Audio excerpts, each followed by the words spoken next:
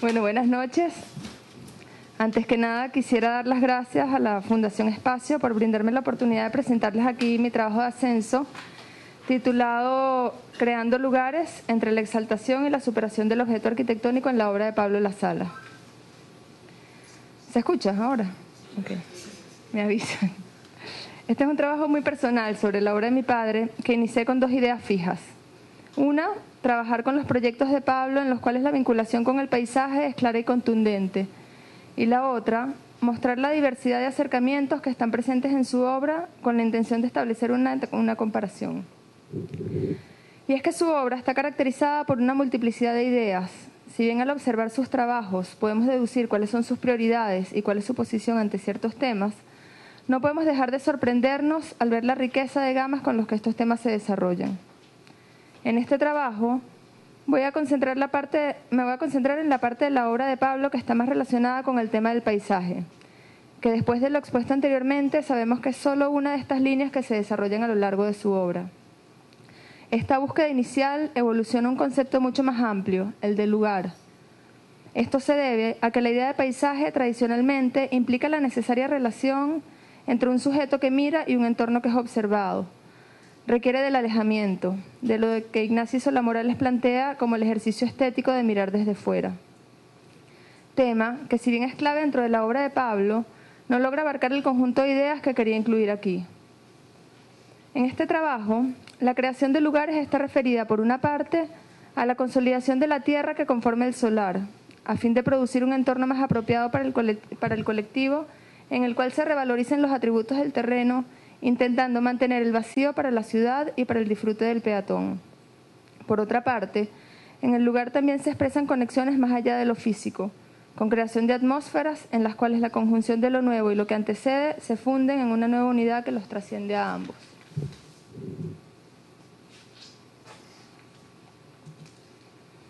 Pablo fue un gran dibujante, profesor de geometría descriptiva durante años.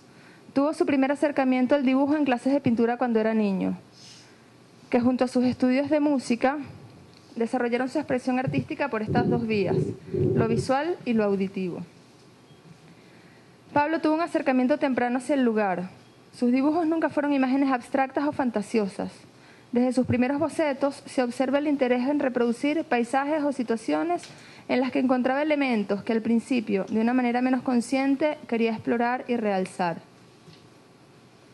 En sus primeros cuadros podemos encontrar rastros de búsquedas que luego se desarrollan en su carrera como arquitecto, sugerencias de situaciones espaciales de la naturaleza que siempre lo atrajeron, cumbres montañosas, senderos curvos que desaparecen en el paisaje, insinuaciones de cambios de nivel en el camino, reflejos, juegos de luz y sombra, entre otros.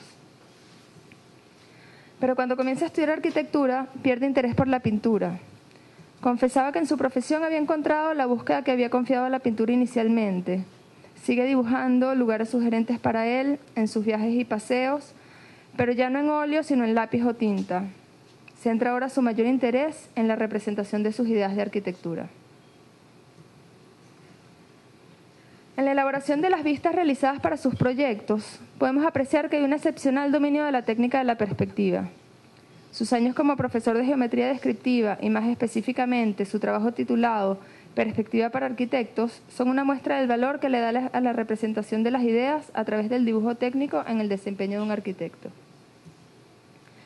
Este enjuntioso trabajo acerca de la representación arquitectónica en perspectiva está compuesto por 3 tomos: método, ejercicios y análisis de perspectiva. Es un compendio en el que se presentan los fundamentos teóricos de la perspectiva, acompañados de una serie de ejercicios escogidos para poner en práctica los conocimientos adquiridos, así como un conjunto de análisis de dibujos realizados por él empleando este método de manera de ejemplo. La expresión de las imágenes que utiliza para representar sus proyectos, siempre muy técnicas a la vez que sugerentes, van desde vistas lineales realizadas a mano o en computadora hasta otras mucho más expresivas. Sus dibujos a lápiz o tinta tienen una base técnicamente dibujada con lápiz 4H, en la que luego, por medio de distintos tonos de sombra, se da forma a la imagen a fin de que las aristas no estén definidas con líneas, sino con la intersección de 2 tonos distintos de sombra. En estas imágenes, el trazo es especialmente importante, Podían realizarse a tinta con texturas cuya densidad produjera distintos tonos de grises o en lápiz blando con la intención de producir un aspecto mucho más potente y expresivo. Durante algunos años exploró el color, se inició con los primarios. Con estos lograba tonalidades que necesitaba, aunque más tarde en algunos casos se permitió algún otro color adicional.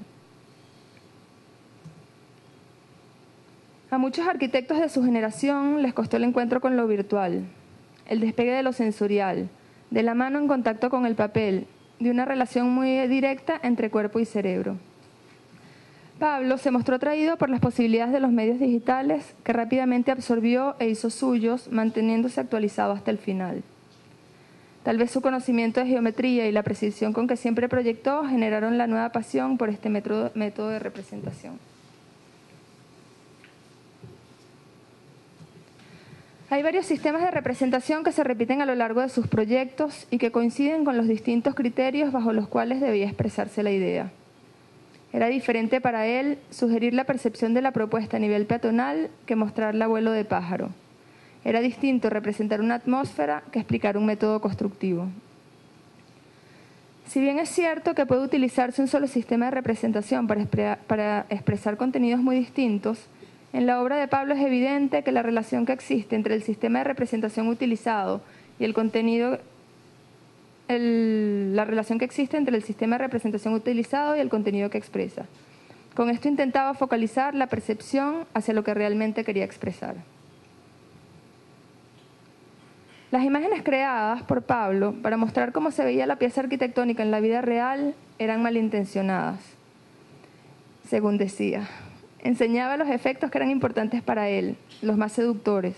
Presentaba el nuevo objeto como si se hubiera hecho realidad y nos encontráramos en él, como si estuviéramos allí escogiendo el ángulo preciso para sacar una fotografía. Sugerían justo lo que le interesaba, escogiendo el punto de vista exacto a la altura de su ojo y enmarcando lo que era clave para él. En las vistas exteriores, generalmente se privilegiaba la relación e intimidad con el contexto. Y en las internas se enaltecían las atmósferas, el juego de luces y sombras, los reflejos.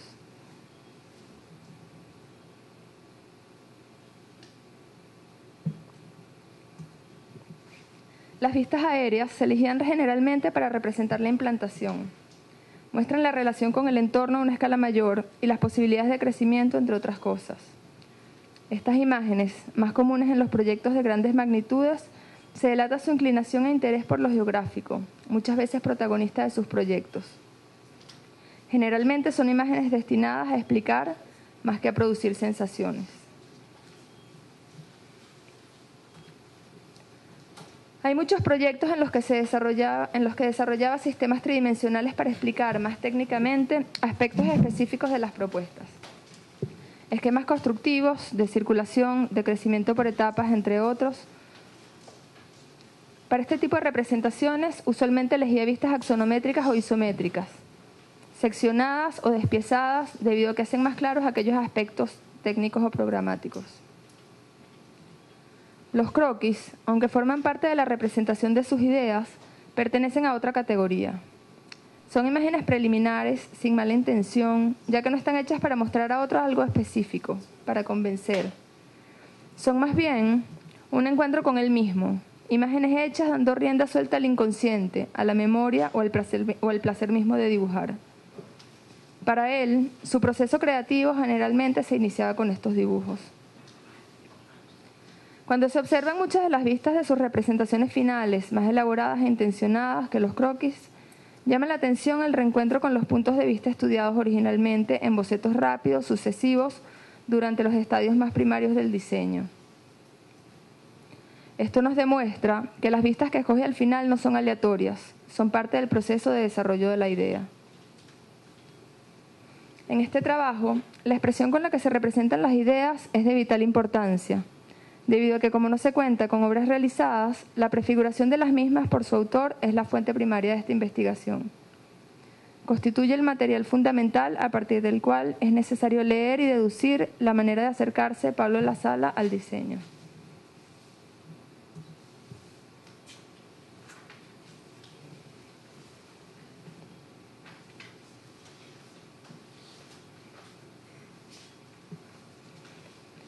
El tema fundamental de esta investigación es el de la indagación acerca de la actitud de Pablo ante la creación de la forma arquitectónica. Para referirme a ello, me parece que lo mejor es, antes de dar mi interpretación, referirme a sus palabras textuales, expuestas en el curso de ampliación de conocimientos, La polémica de la posmodernidad, titulado 3 reflexiones breves sobre la posmodernidad. Inconsciente, memoria e imaginación, además de la razón, empezando por la forma final. Cito: el no conformarse con los procesos exclusivamente racionales como mecanismos para decidir y actuar, el aceptar la existencia posible de lo que todavía no se conoce, el conceder crédito a las ideas sin exigir ni conceder ni entender la totalidad del proceso que las originó, el aceptar la validez de comportamientos que, analizados a la luz de la razón, parecen carecer de sentido, el confiar en la forma de proceder de la naturaleza cuando no nos sentimos capaces de insertarla en nuestro modelo de ella, corresponden posiblemente a actitudes que difícilmente se ajustan a lo que podemos entender por modernidad y que más bien podrían clasificarse como actitudes irresponsables si se analizan a través de una óptica de la modernidad. Sin embargo, también podría calificarse como irresponsabilidad el descartar a priori cualquier proceso o mecanismo por el solo hecho de no ser capaces de explicarlo, sobre todo cuando el fluir de la naturaleza, la humanidad y la historia han seguido su curso desde los orígenes hasta hoy, independientemente de si eran o no conocidos y entendidos. Fin de la cita.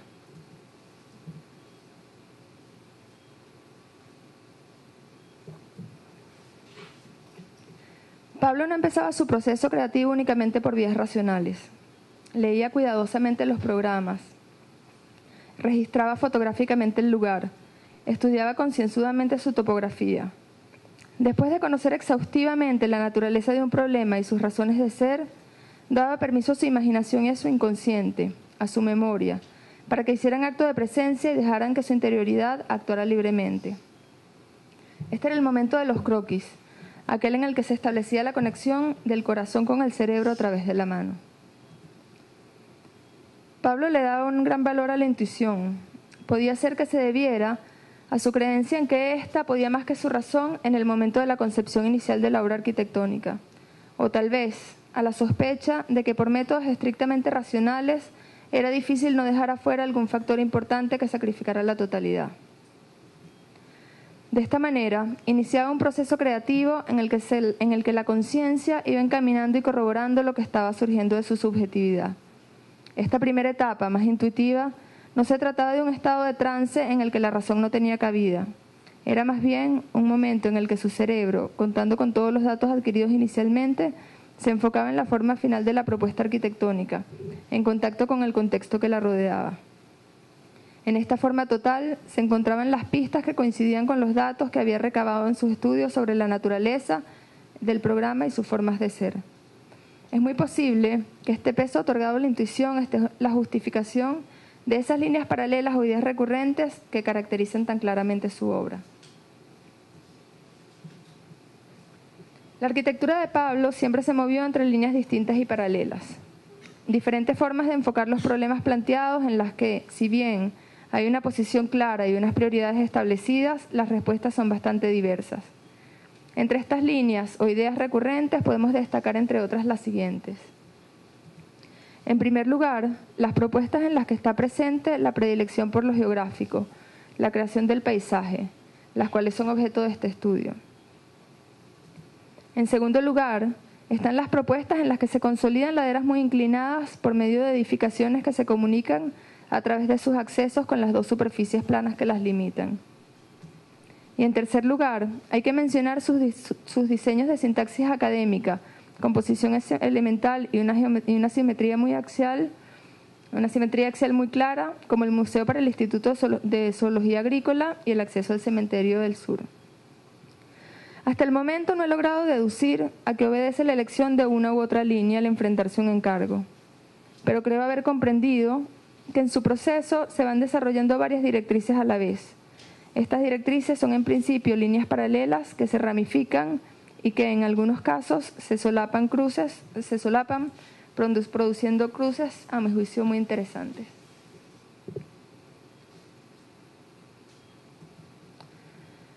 La predilección por lo geográfico es uno de los aspectos más definitorios de su relación con el lugar. En su arquitectura podemos detectar la influencia de sus impresiones cuando era niño, de sus meses en La Quebrada, el pueblo que le dio a conocer los Andes trujillanos. Un pueblo de cuentos al cual los hombres llegaban a caballo todas las tardes después de sus arduos días de trabajo. Un caserío rodeado de paisajes naturales muy sugerentes, comparables a aquellos artificiales y más fantasiosos que conocí unos meses antes, a los 7 años de edad, en el Parque Güell en Barcelona. Pablo nunca hablaba de la influencia de Gaudí en su obra, pero siempre recordaba el impacto que le produjo el encuentro con la arquitectura de este reconocido catalán. En su obra podemos ver la búsqueda inspirada en aquello que encontraba cautivador de esas vivencias, la mezcla entre los parajes naturales y aquellos otros creados por el hombre, por Gaudí en el Parque Güell, imaginados para el disfrute, la contemplación, el descanso y el juego. Cuando nos acercamos a la sala de conciertos y sede de la Orquesta Sinfónica de Venezuela o al Conservatorio de Música del Estado Carabobo desde el parque, no es evidente que nos estemos acercando a una sala de conciertos o a una escuela de música. Cabe la posibilidad de que estemos ante un parque, una gran escultura, una maquinaria o una cantera. No se hace evidente el programa que se encuentra en estas edificaciones. Son paisajes que se mueven entre lo natural y lo artificial, que evocan el sentimiento que nos causan esos espectáculos de la naturaleza, que por su rareza y distinta precisión parecen ser resultado de la mano del hombre. Muchas de las piezas que componen esta etapa de su obra se van recorriendo hasta evidenciar que los espacios solicitados están debajo de ellas. Forman parte de una arquitectura enfocada en impresionar y en conmover.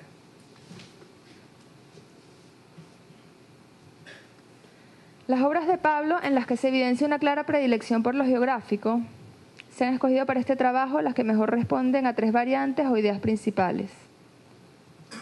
El basamento y la caja flotante. Generalmente se trata de una superficie escalonada con un prisma que flota sobre él.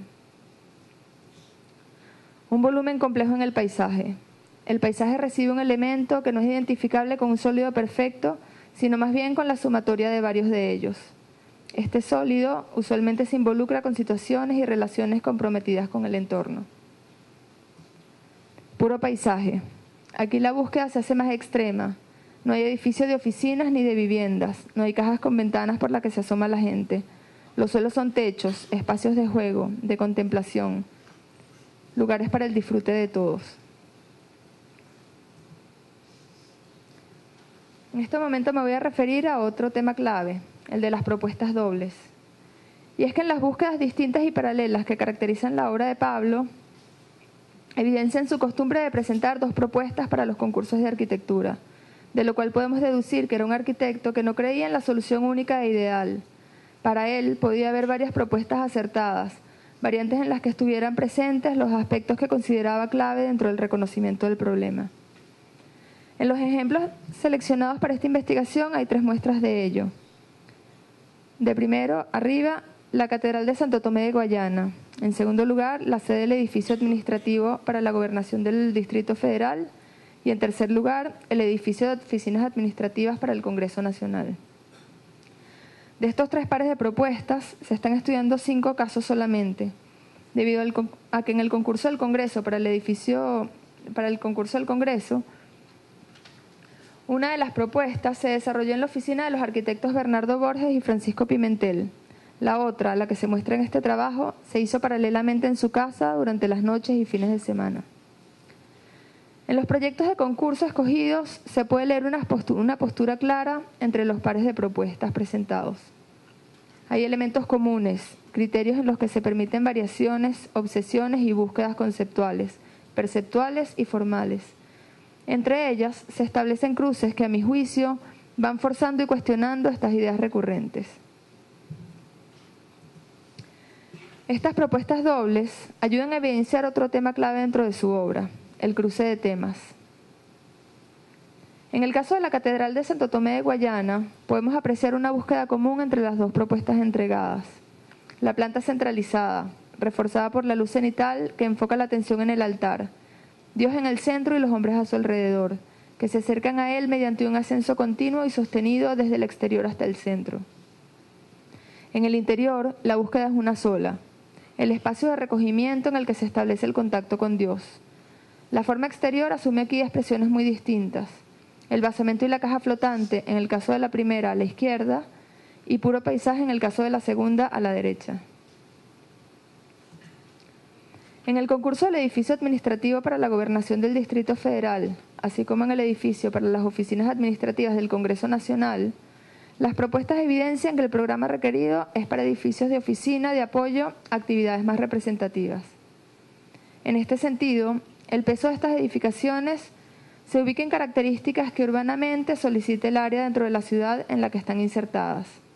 Son piezas que intentan completar el entorno más que convertirse en iconos de la ciudad. En el caso del edificio administrativo para la gobernación del Distrito Federal, el contexto sugiere la necesidad de completar la manzana, a la izquierda. En el edificio para las oficinas administrativas del Congreso Nacional, a la derecha, ubicado en un terreno mucho mayor y en un contexto más complejo, la respuesta queda principalmente en manos del basamento, que resuelve a través de un juego de plazas las diversas exigencias formales, urbanas, de las importantes piezas de valor patrimonial del entorno.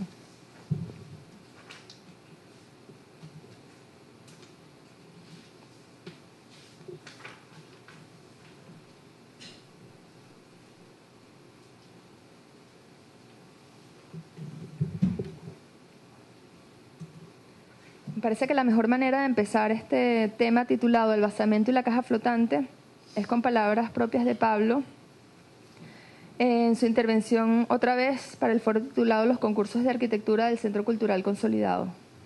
Cito: en la labor de un gran creador, un compositor o un inventor, los logros que alcanzan la inmortalidad se producen después de desechar muchos intentos frustrados, y aquellos que logran materializarse plenamente lo hacen después de un exigente y prolongado proceso de perfeccionamiento y depuración. Fin de la cita. En la obra de Pablo es frecuente encontrarnos con propuestas de diseño en las que un basamento continuo recibe una caja que se le superpone sin tocarlo. En este tipo de respuestas se establece una tensión entre la superficie inferior, bastante compleja, y la cubierta ingrávida, ligera, que se le acerca sin hacer contacto. Al basamento inclinado, con frecuencia escalonado, se acerca la tonalidad del prisma diáfano. El contacto entre prisma y basamento se establece generalmente mediante una ranura que resuelve la unión de estos dos elementos protagónicos. De los 4 proyectos escogidos para representar este tema, los 3 primeros se realizaron el mismo año y el cuarto 17 años después. Estos se eligieron porque representan esta idea global de arquitectura de forma muy clara, bajo variantes de implantación y de programa bastante dispares. En el primer caso, de izquierda a derecha, una catedral. La caja cubre un espacio único que se percibe de una sola vez. En el segundo y en el tercero, más complejos, la caja abriga un espacio interno y un volumen. Y finalmente, en el último, la caja envuelve solamente un volumen. Aquí el espacio interno ha desaparecido. Las variaciones de esta idea van desde el espacio interno único al vacío que dialoga con el volumen hasta llegar a la desaparición del vacío y el predominio del lleno. ¿Es la forma lo que importa? Definitivamente sí. Es lo principal, pero además hay otras cosas. Se trata de crear formas complejas en las cuales el interior no cede protagonismo al exterior o viceversa. Ambos importan, aunque en cada caso las circunstancias conduzcan hacia uno u otro extremo. Pudiera pensarse que se está hablando de un tipo formal, personal, privado, o más bien de la insistencia en un esquema formal que no llegaba a hacerse realidad. Pablo creyó firmemente en la persistencia de la búsqueda personal para lograr un logro significativo. Pareciera entonces que el interés está centrado en ofrecer a los demás la emoción que, intuye el arquitecto, se produce en el espectador al ver una caja flotar sobre planos inclinados, al verla cubrir una sorpresa.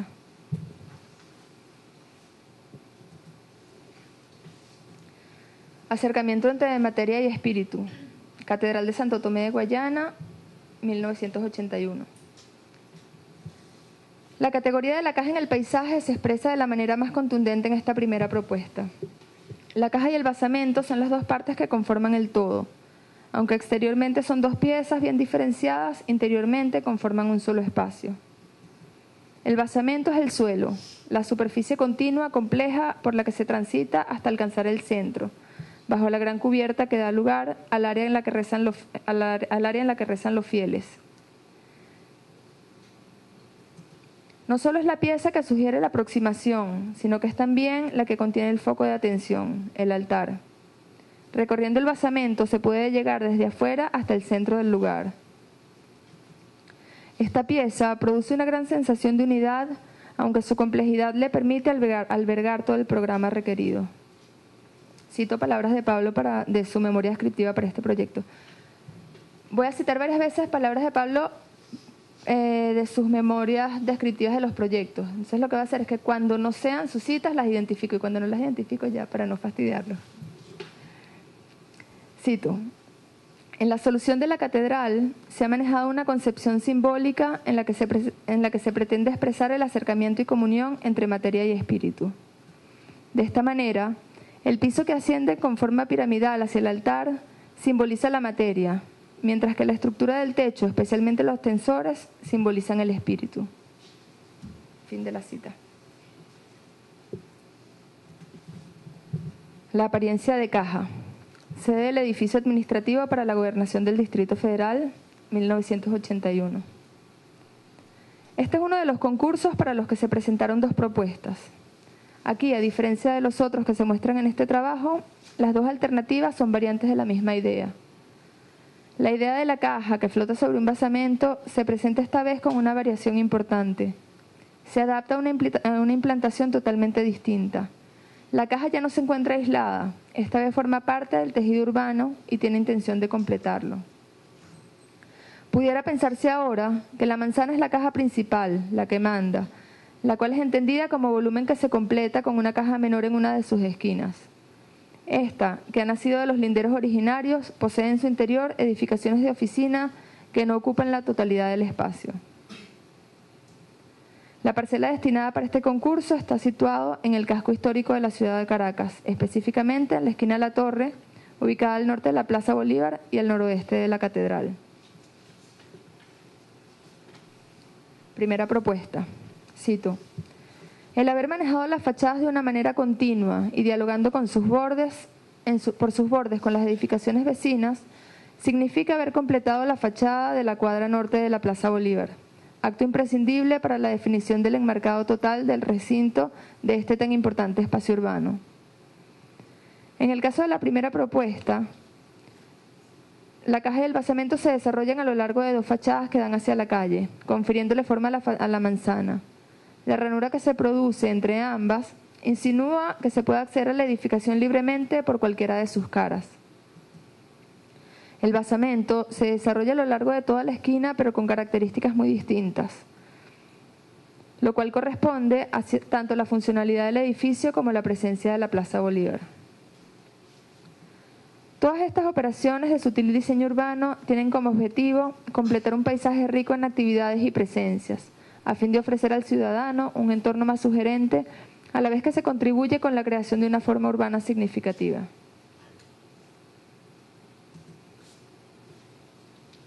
En el caso de la segunda propuesta, al igual que en la anterior, la caja y el basamento se desarrollan a lo largo de las dos caras que dan a la calle. Pero ahora, el basamento sufre una variación importante. Las escalinatas que producen el acceso no se desarrollan a lo largo de los dos frentes. Estas escalinatas se desarrollan solamente hacia la fachada este, respondiendo hacia el sur con un muro casi ciego, escalonado, que las acompaña a la vez que refuerza la línea de la fachada. La caja, en este caso, está definida por una superficie tridimensional que proporciona sombra. Es un velo que da forma a la manzana y define el espacio interno, pero sugiriendo lo que se encuentra en el interior. De la misma manera que desde el interior podemos disfrutar del maravilloso contexto en el que estamos emplazados.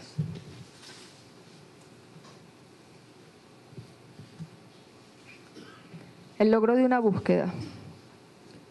El mismo tema de la caja en el paisaje, planteado 17 años antes, se presenta ahora como respuesta a la solicitud para un edificio de oficinas con una pequeña área comercial. Desde el exterior se recupera el espíritu de la primera propuesta. Las dos piezas recobran su independencia y pureza formal, pero con algunos cambios sustanciales. La caja está dividida y al basamento se le suma un nuevo elemento. En este caso, la parte piramidal de la base no se recorre. Se presenta como una extensión del suelo que, simulando una colina de grama, se eleva para permitir que se recupere la ranura siempre presente entre el basamento y la caja flotante. Con esta respuesta, la evidencia da la capacidad de adaptación de una idea abstracta, la tensión entre la caja ingrávida y el basamento.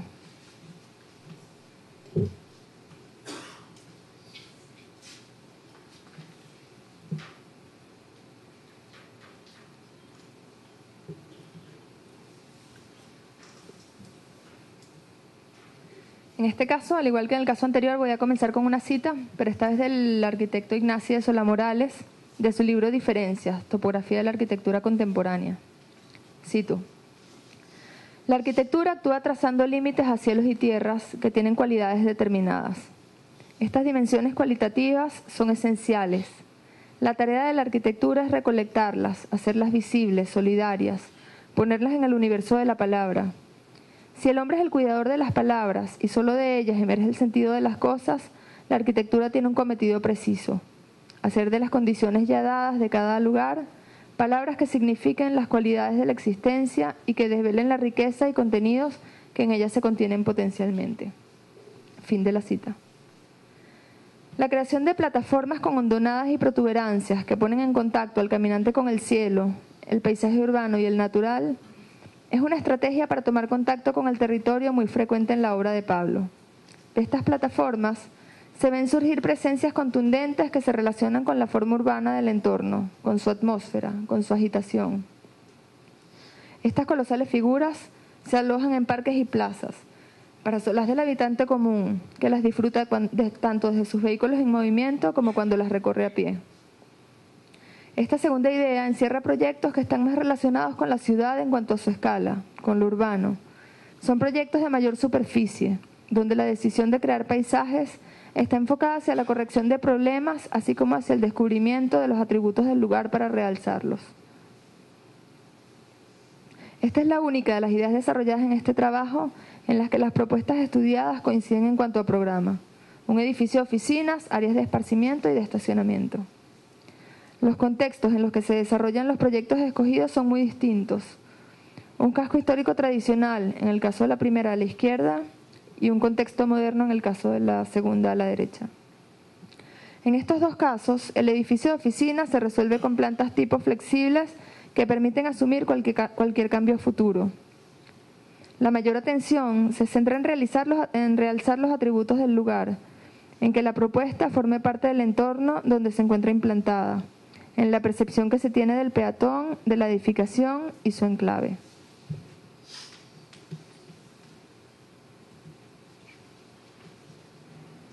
La valorización y el enriquecimiento del entorno. Edificio para las oficinas administrativas del Congreso Nacional y sede del Ministerio de Relaciones Exteriores, 1974. Un basamento complejo se integra al lugar realzando las virtudes del paisaje urbano existente. Este puede ser recorrido a todos los niveles. Su superficie, compuesta de graderías, plazas y escaleras, es el resultado de responder sabiamente a las diferentes piezas del entorno sin caer en la absoluta complacencia. El programa se distribuye de la siguiente manera: las oficinas en el gran volumen alargado, los estacionamientos bajo el nivel de suelo y un conjunto de espacios generales como auditorios, sala de exposiciones, bibliotecas y vestíbulos en el basamento. El espacio público logrado se contrae y se dilata a lo largo de todo el recorrido, adaptándose a los niveles del lugar y produciendo diversas situaciones espaciales como plazas, corredores, graderías y escalinatas. Tal como se ha visto, se trata de un ejercicio de diseño urbano, de creación de un lugar, más que de la concepción de protagonistas fuertes en el entorno.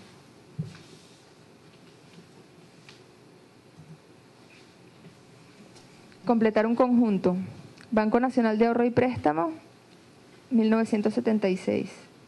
Cito: se ha considerado el problema no como el diseño de un buen edificio correctamente implantado en un lote, sino más bien como completar un conjunto, algunos de cuyos más importantes componentes actuales y futuros corresponden a los dispositivos viales de la Avenida Libertador y el Boulevard Santa Rosa, que se entrelazan conformando el espacio extremo de una cadena de edificaciones de la que el edificio propuesto constituye el arranque. Implantarse en un contexto que está destinado a ser recorrido y percibido a velocidades totalmente diferentes obliga, o más bien sugiere, plantear estrategias distintas para cada una de las percepciones posibles. La propuesta está compuesta por dos partes. Un basamento que se relaciona con los niveles de la calle para resolver los desniveles existentes entre las dos avenidas, y una torre, un hito, un elemento que no solo se evidencia desde lejos y juega con la velocidad que lo rodea, sino que se comporta como el inicio de un futuro conjunto. El basamento, dedicado al peatón, está trabajado con un juego de formas que recuerdan los peraltes de las vías de alto tráfico. Está compuesto por dos niveles que se comunican entre sí. Son los dos paseos que lo acompañan hacia el norte, la Avenida Libertador, y hacia el sur, el Boulevard Santa Rosa. Estos dos paseos confluyen hacia el oeste, produciendo en el remate de la parcela una pieza con un anfiteatro.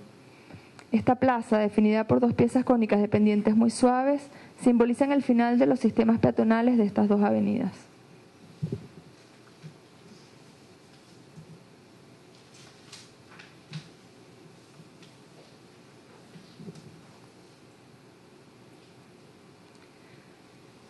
Este último tema, que es el que permite que el paisaje se presente como protagonista fundamental, es lo que yo llamo puro paisaje. Voy a empezar como en los casos anteriores con una cita, pero esta vez del arquitecto Otto Kotz. Cito: es muy posible que las generaciones posteriores logren un tal dominio de los materiales y la técnica que construyen un edificio o un paisaje sin otra finalidad que la de la contemplación, guiándose exclusivamente por el deseo de crear un estado de ánimo particular, al modo como se componen muchas piezas musicales. Igual que el compositor puede ya, mediante el sonido, llevar a miles de personas de la tristeza o a la exuberancia gozosa, así también el arquitecto será capaz de hacer lo mismo mediante la forma y el color. Fin de la cita. Sería equivocado aseverar que en la obra de Pablo no hay otra intención que la de crear un paisaje sin otra finalidad que la de la contemplación. Pero sin duda alguna, esta tiene un papel protagónico en su arquitectura. Pablo nos ofrece paisajes construidos para la contemplación, lugares que no evidencian su programa, pero que nos hacen saber que estamos ante algo especial. Al recorrerlos, nos sugieren que hay espacios debajo de ellos, que estamos caminando sobre techos. Es frecuente encontrarnos con propuestas en las cuales los suelos son para todos. Espacios donados al peatón para el disfrute de la ciudad, plazas, jardines, auditorios, algunas veces ensimismados y otras veces que se ofrecen para el disfrute del exterior, del entorno en el que nos vemos implantados. Los espacios interiores sorprenden al visitante. Su grado de conexión con el exterior varía. A veces es franca y a veces es indirecta. Todas estas propuestas son a la vez paisajes, esculturas, lugares para el disfrute del hombre y de la ciudad.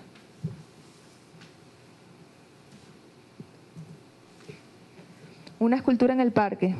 Sala de conciertos y sede de la Orquesta Sinfónica Venezuela, 1971. El área destinada para esta propuesta es un contexto dentro del Parque Los Caobos, que está delimitado por varios ramales del sistema de viales precio de la ciudad de Caracas. La imagen que tenemos al aproximarnos al conjunto es la de dos grandes piezas compuestas por estructuras radiales de sección triangular que juegan con el contexto a la vez que producen un entorno controlado. La sala de conciertos le da la espalda a la autopista, mientras que el volumen que contiene las salas de ensayo, mucho más bajo en su altura y más amable en sus formas, se ubica hacia el Parque Los Caobos, aprovechando las vistas y el silencio que ofrece. La sala de conciertos y su vestíbulo constituyen el cuerpo más grande y de geometría más llamativa del conjunto. Esta se comunica con el exterior por medio de tragaluces y aberturas que iluminan y ventilan un patio interno, el cual a su vez dota de luz y frescura gran parte del vestíbulo. Ambiente dinámico y ensimismado que hace olvidar la agresividad del contexto que lo rodea.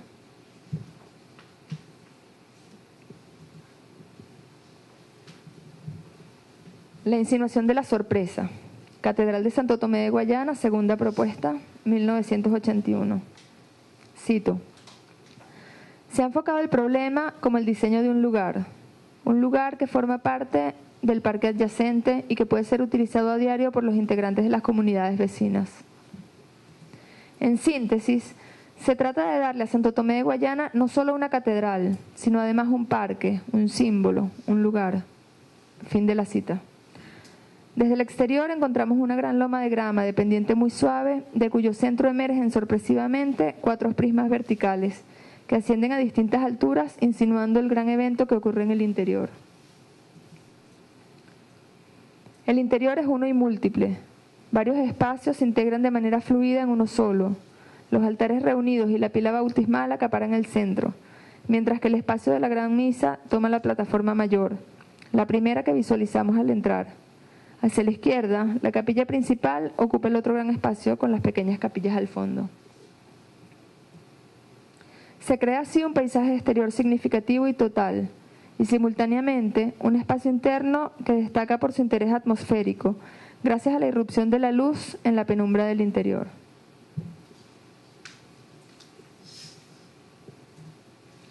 La percepción del tiempo. Sede del Mundo de los Niños en Ciudad Guayana, 1993. Aquí me gustaría comentarles como una anécdota, bueno, que a mí me parece muy cómica, que es que salió este concurso, todo el mundo se inscribió fascinado, mi papá se inscribió, y en la noche soñó que se encontraba con Borges y Pimentel en el ascensor del edificio de la oficina. Hola Pablo, ¿cómo estás? Bien, tal, ustedes bien, ¿qué tal? Pablo, tienes que subir a ver la arquitectura que estamos haciendo. Estamos haciendo ahora una nueva arquitectura de pisos que no son horizontales, son superficies onduladas, son lomas de grama o de otros materiales en los cuales cubrimos con unas superficies apergoladas por las cuales entra luz natural que producen unas sombras en el suelo que son fascinantes, no sé qué, y sigue la descripción.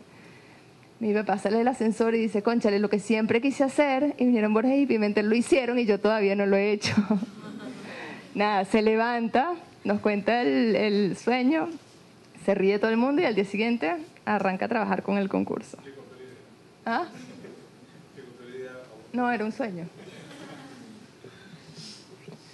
Este concurso ofreció la oportunidad para hacer realidad una de las fantasías arquitectónicas de Pablo. Una edificación con suelos ondulados a manera de colinas y hondonadas de pendientes muy suaves. Cubierto por un juego de conchas curvas entre las cuales pasan líneas de luz que suben y bajan por estas superficies, originando un lugar muy sugerente destinado únicamente al disfrute y al aprendizaje. El juego de conchas que conforman la cubierta no cubren toda el área del perímetro. Su techo transparente, con pérgolas, genera formas curvas continuas, cambiantes sobre el suelo ondulado a medida que el tiempo pasa. La variable temporal se incorpora así a la vivencia del espacio, permitiendo no solamente el disfrute del espectáculo de las sombras móviles de las curvas cónicas sobre las superficies onduladas de los pisos, sino que también nos pone en contacto con la naturaleza al permitirnos intuir desde adentro la hora y el estado del tiempo. Los elementos de la naturaleza, tierra, aire, agua, entran en sintonía con el tiempo en un recorrido concebido para el deleite de la imaginación infantil.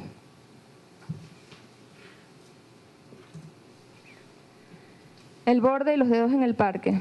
Conservatorio de Música del Estado Carabobo, 1995. En esta propuesta, destinada a ocupar un lugar en el Parque de la Ciudad de Valencia, el arquitecto propone la construcción de un borde para mantener libre la mayor parte del parque.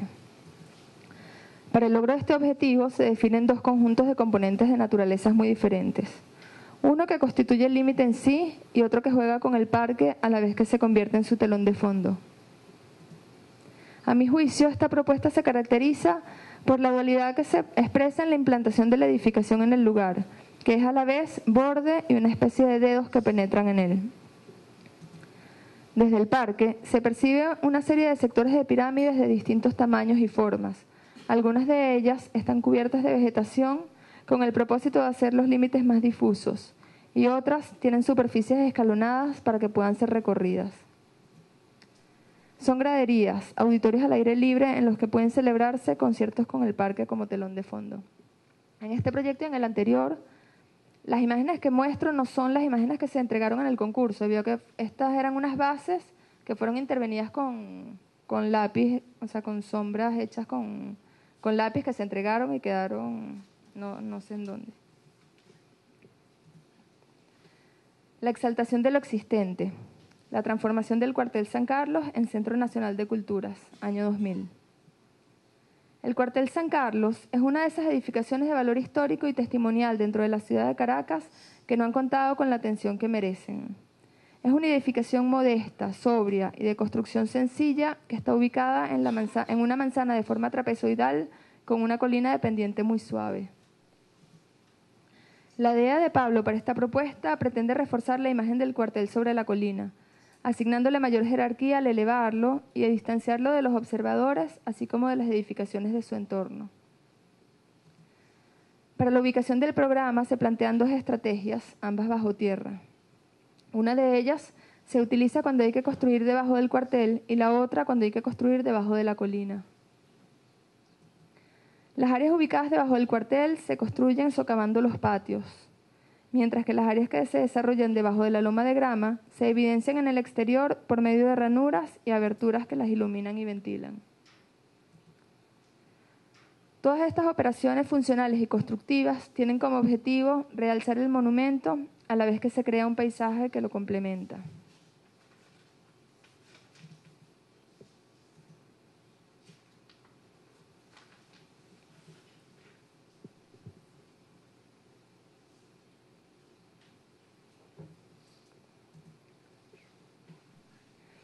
La obra de Pablo, pero sobre todo en aquella más relacionada con el tema del lugar, motivo de este trabajo, se han distinguido dos aspectos fundamentales: la expresión de su arquitectura y su arquitectura misma.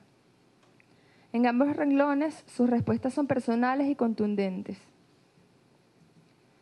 En la expresión de sus obras se hace patente un disfrute de lo sensorial, que se muestra en brillos, reflejos y atmósferas, que van desde el resplandor a la penumbra y al oscuro. En sus dibujos se percibe una tensión densa, una fuerza dramática, invitadora y atrayente. Sus prefiguraciones, a pesar de que generalmente no se hicieron realidad, permanecen como referencias para el futuro, como sugerentes maneras de hacer arquitectura. Son visiones que todavía tienen oportunidades, ya que implican actitudes teóricas ante lo que creía que debía ser la forma de la arquitectura y la ciudad. Quienes recogieron sus enseñanzas tendrán la oportunidad de hacerlas realidad, con expresiones personales ya alejadas de las de Pablo, con materiales y sistemas constructivos adaptados a su tiempo y a su lugar. Llama la atención que si bien el concepto de lugar ha tenido gran importancia aún desde la Grecia antigua, que hayamos tenido que llegar a los años 60 para que éste recobrara su importancia. La arquitectura de la primera mitad del siglo XX propiciaba la creación de objetos más que de lugares. Las propuestas arquitectónicas de Pablo que se estudiaron en este trabajo demuestran que el arquitecto va más allá del cumplimiento del programa. Existe un compromiso tácito con lo urbano, con el lugar, que lo conduce a trascender lo meramente arquitectónico y a ubicarse en las esferas de lo atmosférico, de lo intangible, que toca y conmueve al ser humano. Sus propuestas se convierten en lugares de ocio y contemplación, en volúmenes para ser mirados desde lejos y para mirar a lo lejos desde ellos.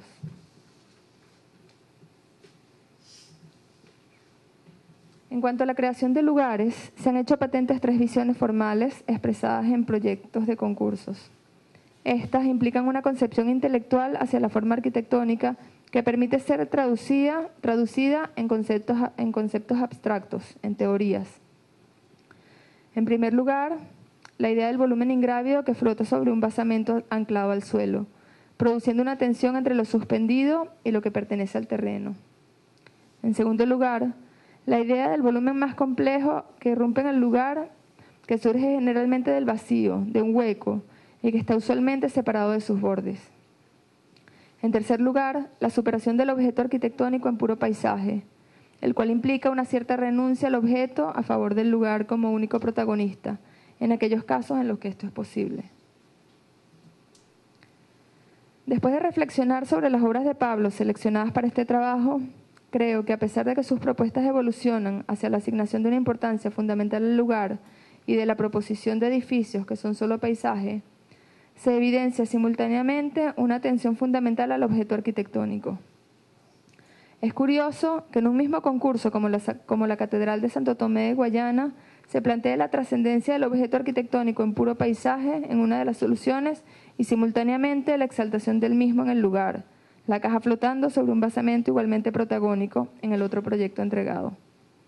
Esto hace pensar que no se trataba exclusivamente de oponer la superación del objeto arquitectónico a favor del lugar ni de la exaltación autónoma del objeto, sino más bien de la proposición de respuestas apropiadas en las cuales los recursos de diseño se manejarán eficiente, sabia y sensiblemente. Es muy difícil que se dé la oportunidad de prescindir del objeto arquitectónico por completo, sobre todo en aquellos casos en los cuales es necesario acomodar programas muy extensos en terrenos reducidos. En el proyecto para el concurso para la sede del Banco Nacional de Ahorro y Préstamo, por ejemplo, se propuso un espléndido objeto vinculado a la dinámica y a la velocidad que marcan el lugar. Se trata de cuerpos esbeltos, concatenados, que por su forma lucen atados a su atmósfera, pero surgiendo de superficies que se abren para permitir su aparición. Se trata de la irrupción de un cuerpo complejo que mira completamente desde lejos y cuya percepción se agudiza a gran velocidad en un basamento amable para el peatón. En la arquitectura de Pablo, los aspectos perceptuales son fundamentales. La entrada debería ser invitadora y la salida haría entender que era necesario desplazarse hacia otras instancias.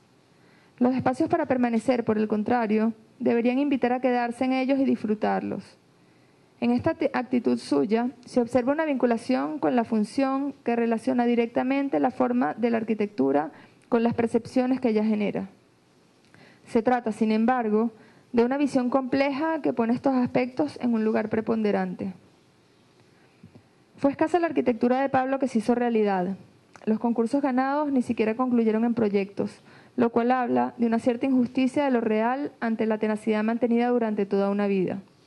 Es cierto que sus planteamientos no aparentaban simplicidad constructiva. Sin embargo, el peso de la estructura y lo edificado fueron algo que siempre le preocupó y a lo cual dedicó mucha atención. No existía, por lo tanto, una toma de decisión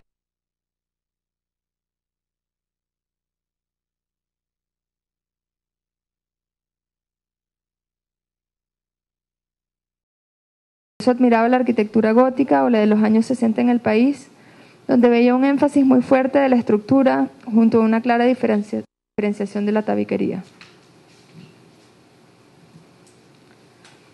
El tema de la protección solar fue asumido con gran interés por Pablo en su obra. La interpretó en un sentido amplio, no solamente como protección superficial exterior de las edificaciones, sino de una manera más sutil. Aquí, la protección solar iba más allá de la defensa de la edificación contra el asoleamiento. Él trataba más bien de entender de qué manera la luz solía formar parte de la obra. Podía tratarse de dosificar el resplandor, que algunas veces aparecía como tenues hilos, de determinar cuál era el nivel de intensidad luminosa que había que conferir a los espacios hasta llegar a la consideración del confort que la penumbra ofrece en estas latitudes.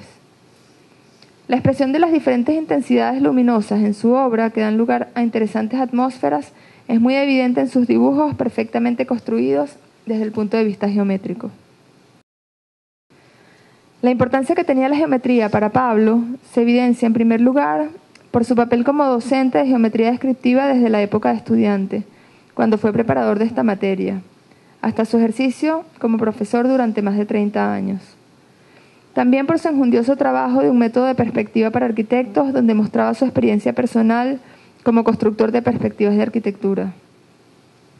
Los conocimientos de Pablo sobre perspectiva y proyección acotada sobrepasaban lo que había aprendido y se ubicaban en lo que le dejó su quehacer dilatado en este campo tan importante para el ejercicio de la arquitectura. Su experiencia le permitía expresar las cosas más tangibles, pero también otras como la luz, las sombras, los brillos y los reflejos. Creo que es indispensable decir que a Pablo el ejercicio de diseño le producía gran placer.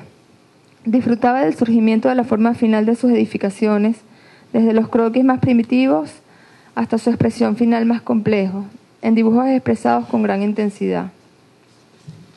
El ejercicio de la arquitectura para él era una verdadera apuesta a sus creencias.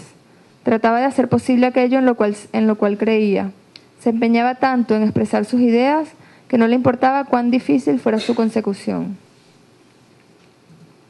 A pesar de que Pablo ganó muchos concursos de arquitectura, no obstante haber sido favorecido con muchos primeros premios, sus materializaciones fueron relativamente escasas. Tal vez habría que pensar que la encarnación de sus ideas quedaría para el futuro. Las enseñanzas de Pablo perduran y se perpetúan en quienes fuimos sus alumnos y hoy enseñamos en su facultad. Las teorías que se deducen de sus propuestas todavía son posibles a través de otras mentes, de otras manos. Muchas gracias.